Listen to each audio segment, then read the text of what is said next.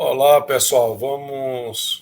Voltamos, né, contando com a revisão, geralmente dos conteúdos de sétimo ano, mas pode ser do ensino médio também, viu, pessoal?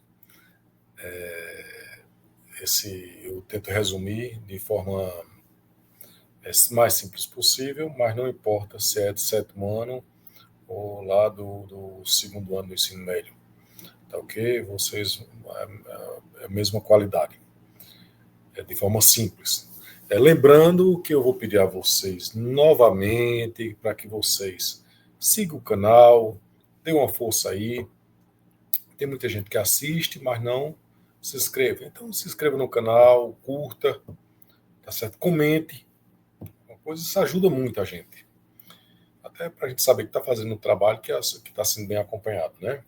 Então vamos lá, gente. Vamos falar agora sobre o mercantilismo. Sobre mercantilismo. Então, mercantilismo é sobre economia, né? Sobre ideias econômicas. E aí vamos contextualizar historicamente quando foi que surgiu essas ideias e as aplicações dessas ideias. Né? Lembrando que nem toda teoria econômica ela teve sua aplicação, mas houve tentativas de uma forma direta ou indireta, às vezes não em sua totalidade, às vezes somente alguns pontos, e foi adotado. Né?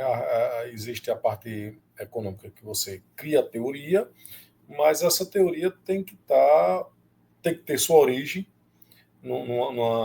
na realidade, tá certo? Mas nem sempre a sua aplicação se torna real. Né? Mas vamos lá. Mercantilismo, ou pelo menos o nome que nós demos a esse conjunto de práticas econômicas, né?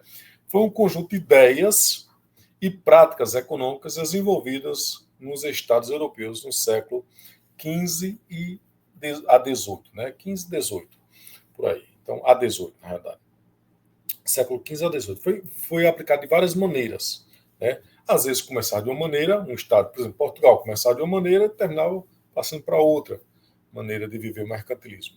O que você deve entender, principalmente, e aí presta atenção a isso, é que o mercantilismo está ligado a uma parte política, a ideias políticas, de quê? Do absolutismo.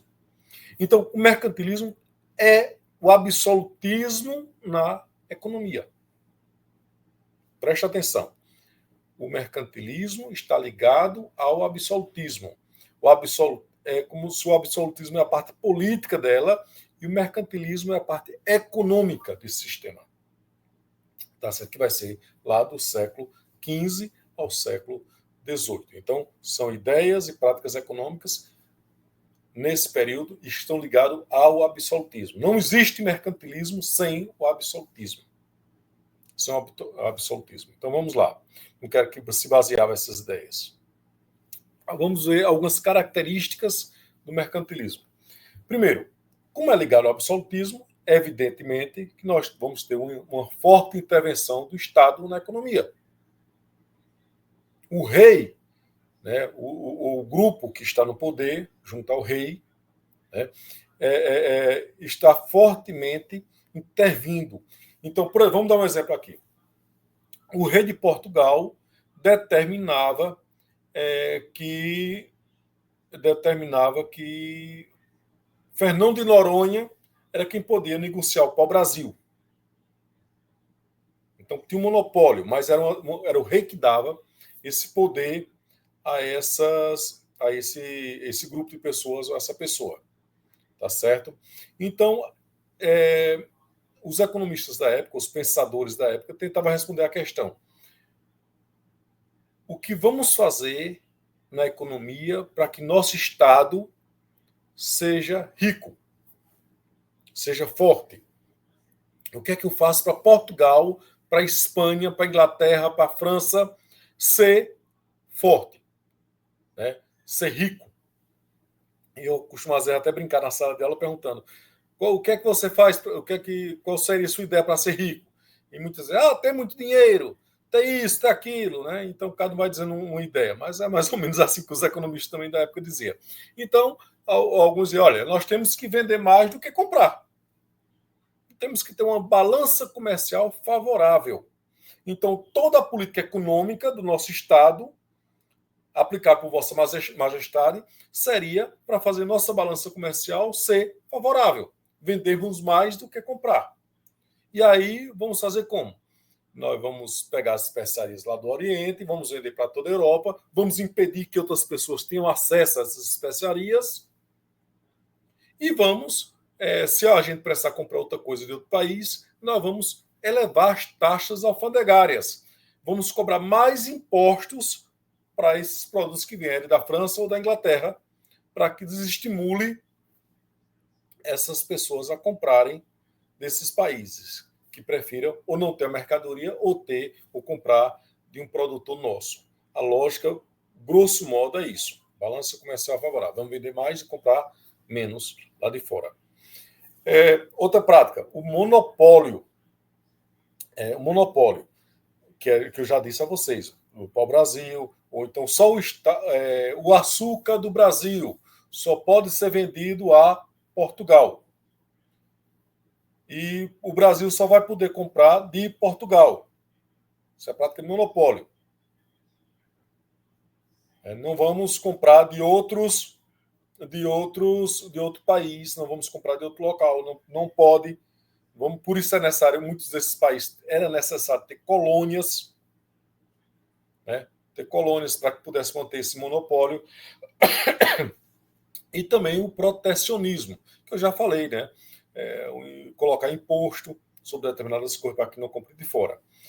Teve outro grupo que dizia o seguinte: olha, para que a gente possa ficar rico, nós devemos ter metais preciosos dentro de nossas fronteiras. Quem adotou isso, por exemplo, o bulionismo, que o pessoal chamava na época, foi a Espanha. A Espanha diz: olha, vamos pegar o máximo de ouro possível e prata lá das nossas colônias na América e vamos trazer para a Espanha. Vamos trazer navios e navios de ouro e prata. Eu posso adiantar a vocês que nenhuma dessas práticas funcionou bem.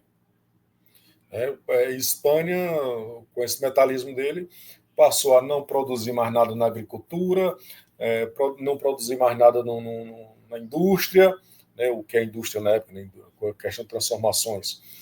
E fez o quê? Teve que gastar seu ouro comprando na Inglaterra. Comprando na Inglaterra ou comprando de outros países. Né? Então o metalismo não funcionou. Eu costumo brincar que, vamos imaginar que você esteja numa mineração, quem vai enricar é o cara que vende roupa, que vende no supermercado, que vende isso aqui, e você vai trabalhar, vai pegar o ouro, vai pensar que está rico com aquilo, com aquele ouro, e vai gastar o ouro todinho no restaurante, nos restaurantes, nas lojas. Né? Não adianta muita coisa, não. É como alguém que ganha Mega Sena. Ganha na Mega Sena e termina pior do que estava. Né? Então, protecionismo já expliquei, o metalismo, a balança comercial favorável, que for mais aplicável. Muitas vezes não é que a pessoa cada país só aplicava uma parte disso, não. Não é que um só aplicava metalismo, outro só aplicava balança comercial favorável. Não era bem dessa maneira. Às vezes você aplicava todas essas práticas, em maior ou menor grau. Né? No caso de Portugal, você vai ter todos esses. Vai ter a balança comercial favorável, tá certo? Depois, quando vai encontrar ouro no Brasil, começa a desenvolver a ideia do ouro, tá certo? E tem o industrialismo também, que nós vamos falar daqui a pouco, né? Os tipos de mercantilismo. Mercantilismo metalista, que eu já falei para vocês, que era a busca de ouro, mercantilismo comercial, que é a balança comercial favorável, e mercantilismo industrial, que é a produção de objetos de luxo. Quem foi muito por essa seara foi a França. Se a gente pudesse dar um exemplo de cada país, o metalismo foi a Espanha. O mercantilismo comercial, balança comercial favorável, aquelas coisas todas, vendem mais do que comprar, protecionismo, etc, etc. podemos colocar como Portugal, um exemplo, mas também foi adotado por um certo tempo também a Inglaterra e aí por diante. E o mercantilismo industrial, que é o produtos de luxo, vai ser a França e a Inglaterra também. Só que a Inglaterra aplicou isso de uma forma diferente, tá certo? Não existe uma fórmula econômica para a gente dizer, olha, aplique isso e vai dar certo, não. Porque existem outros fatores também. Outros fatores que acontecem no momento de transição. Né? Por exemplo, na Inglaterra aconteceu o pensamento liberal, né, na economia. Isso vai dar uma força muito grande para transformar a indústria inglesa, né? A livre iniciativa e outras coisas. Pronto. E aí nós temos aqui um exemplo para você fixar bem, né? A balança comercial favorável, comércio, tá certo? E não saiu bem direitinho, mas tem um ouro nessa parte aqui do baixo, nessa parte de baixo aí. Então, eram essas as ideias do mercantilismo. Bem, pessoal, abraço a todos, até um próximo momento, estudem para a prova, né, aqueles que forem fazer prova, e abraço.